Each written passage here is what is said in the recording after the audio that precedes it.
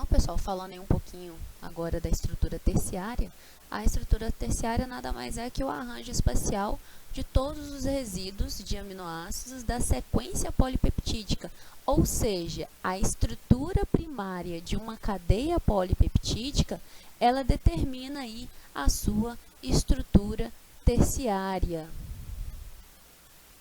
Por exemplo, a estrutura terciária das proteínas globulares, né, quando elas estão presentes em uma solução aquosa, essa estrutura terciária dessas proteínas globulares ela é extremamente compacta, com alta densidade, ou seja, com intenso empacotamento aí de átomos no centro da molécula.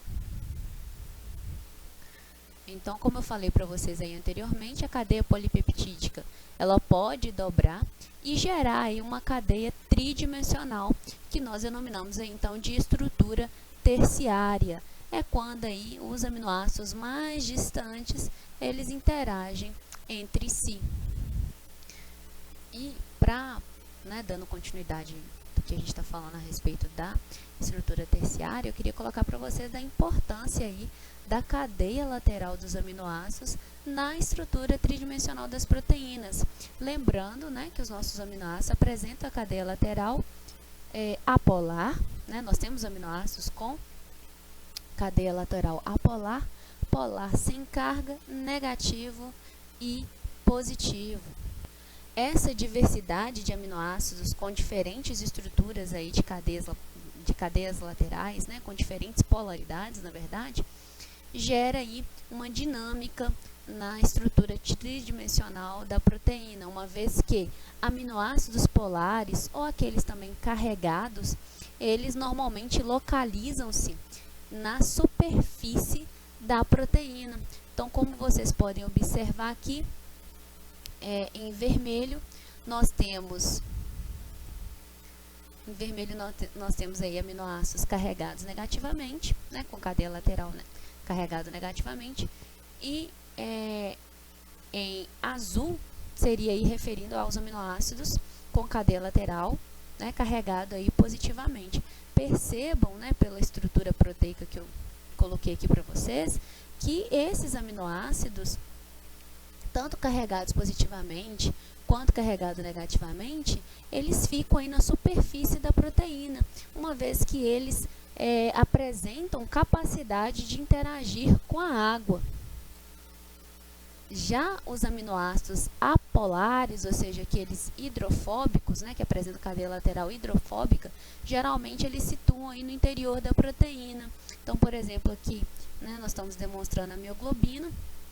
Em vermelho, a gente tem aí o que seria o grupamento M, e em azul seriam os aminoácidos com cadeia laterais apolares. Percebo que esses aminoácidos cadeia lateral hidrofóbica, eles se concentram aí no interior dessa proteína.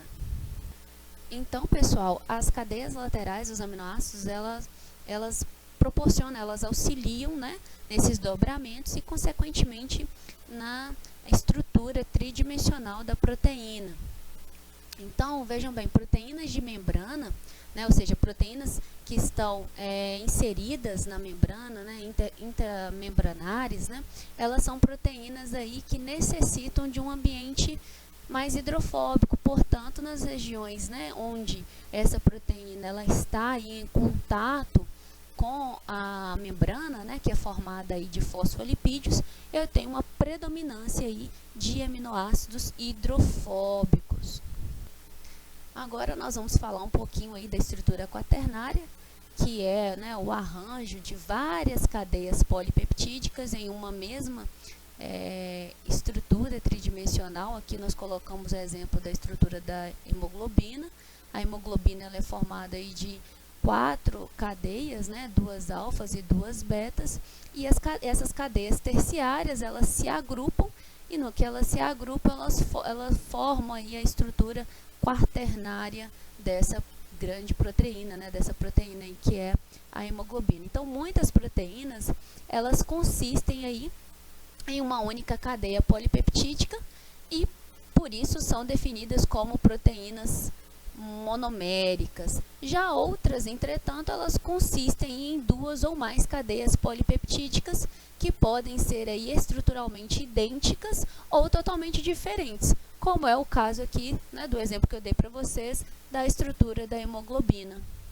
Um ponto importante a ser ressaltado aqui, pessoal, é que essas subunidades, né, que nós estamos falando, que se associam e formam, né, a estrutura quaternária, elas são unidas aí principalmente por interações não covalentes, como, por exemplo, ligações de hidrogênio, ligações iônicas e até mesmo aí interações hidrofóbicas.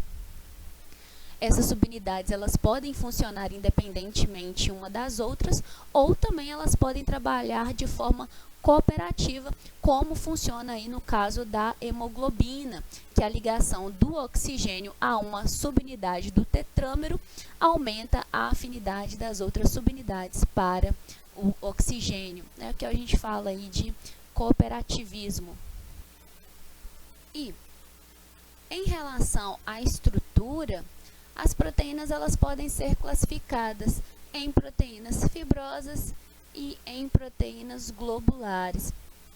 As proteínas fibrosas elas apresentam em cadeias polipeptídicas arranjadas em longas fitas ou folhas.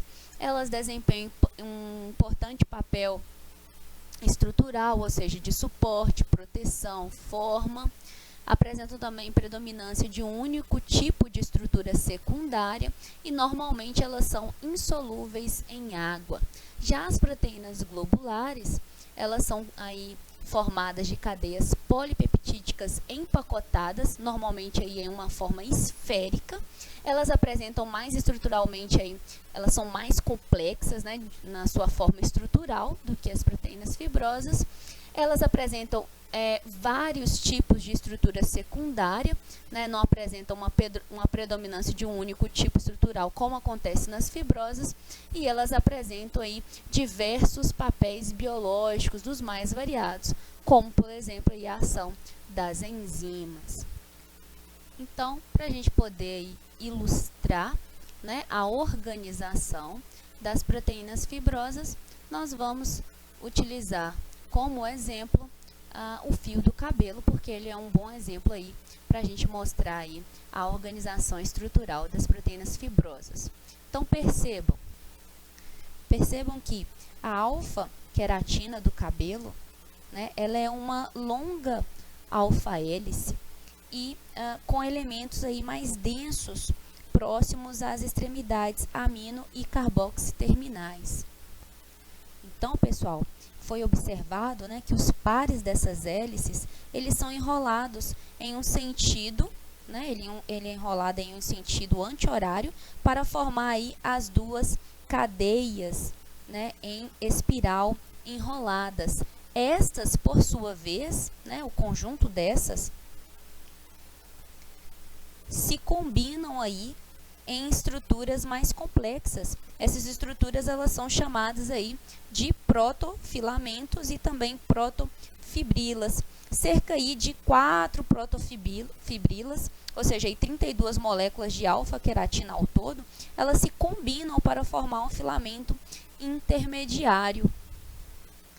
Então, a gente pode, né, concluir que o cabelo, né, o fio de cabelo, ele é um conjunto aí de filamentos de alfa-queratina, formados aí pelas subestruturas aí. A gente tem, né, os protofilamentos e as protofibrilas compondo aí esse fio de cabelo. Vocês lembram, pessoal, quando a gente estava falando lá dos aminoácidos, né, e que a gente falou dos aminoácidos cisteína, que promove, né, podem promover a formação de pontes de sulfetos? Então, as pontes de sulfetos, elas são aí importantes para a ondulação do cabelo. Por isso, né, que nós temos aí cabelos, não só cabelos lisos, né, porque os cabelos lisos dos aminoácidos, né, eles não formam essas pontes de sulfetos, mas os cabelos cacheados, os cabelos ondulados, né, eles apresentam aí uma alta formação de pontes de sulfeto e que dá, né, esse aspecto de caracol, né, encaracolado aí para os cabelos cacheados. Existe, pessoal, um quadro, né, lá no livro do Leniger, que abordam a respeito aí da ondulação permanente. Então, eles colocam, né, que a ondulação permanente é uma engenharia bioquímica. Isso por quê? Porque quando os cabelos aí são expostos, né, ao calor úmido, eles podem aí ser esticados. Eles podem ser esticados e isso acontece por quê? Porque o calor, né, ele quebra aí as ligações de, né, normalmente calor úmido, ele quebra as ligações de hidrogênio e provoca aí o desenrolamento da estrutura da cadeia polipeptídica. Como vocês podem ver aí na imagem, né, o processo de quebra dessas ligações, né, dessa redução, rompe-se essas ligações e diminui-se aí o enrolamento